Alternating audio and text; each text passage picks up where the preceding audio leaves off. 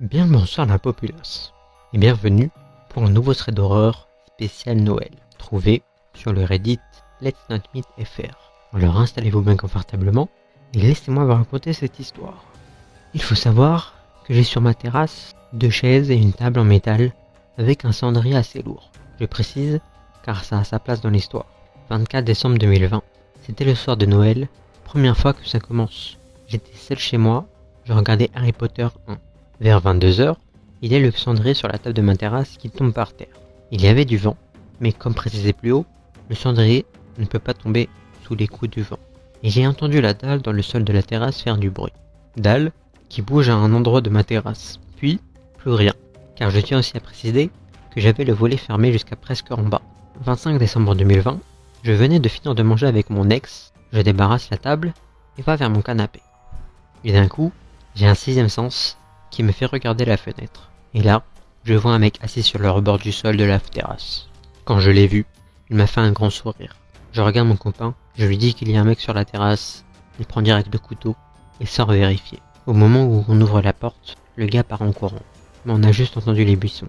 On rentre et mon copain me dit que j'ai rêvé, alors que non, pas du tout. Du coup je décris l'homme à mon ex, entre 35 et 40 ans, européen, cheveux courts, assez grand de taille.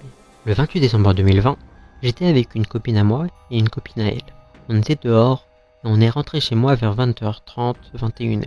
On avait la musique pas trop fort et la fenêtre ouverte en bascule.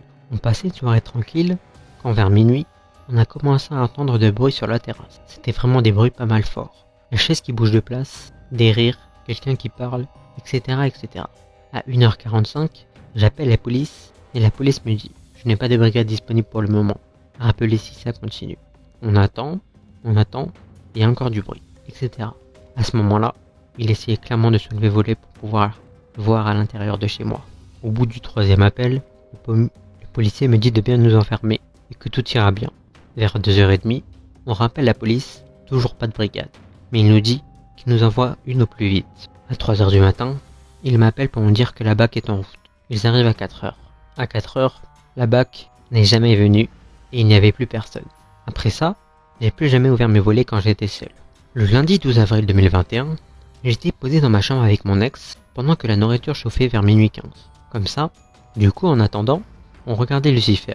Je me lève pour retourner au salon et là, mon 6e sens me dit qu'il y a quelqu'un qui nous regarde.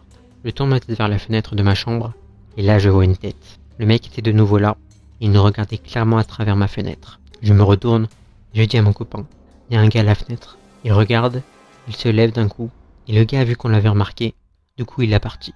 Mon copain prend le couteau et sort, mais il était déjà parti. On a téléphoné à la police, ils sont venus, mais c'était déjà trop tard. Le lendemain, on est allé alors porter plainte. Le mercredi 14 avril, on a installé une caméra dehors, début d'après-midi, pour avoir une image un jour du gars.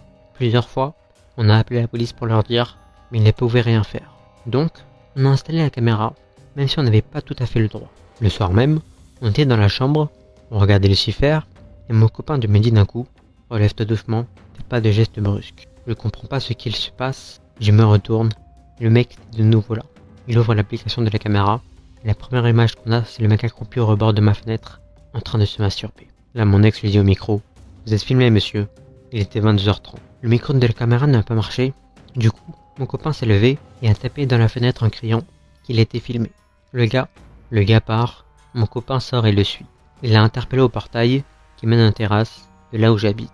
Il lui a demandé pour qu'il vienne à ma fenêtre, ce qu'il voulait, etc.